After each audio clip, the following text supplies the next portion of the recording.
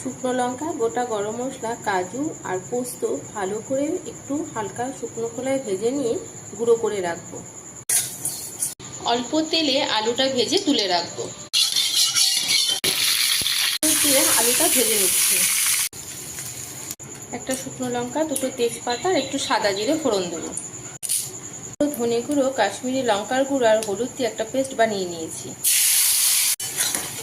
তার কাঁচা লঙ্কা কুড়িয়ে রেখেছিলাম।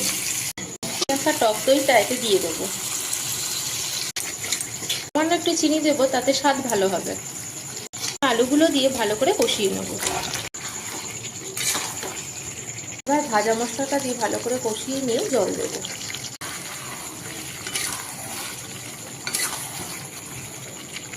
ধনেপাতা, কাসুরি মেথি পাতা, ঘিতে তৈরি সম্পূর্ণ নিরামিষ আলুর দম।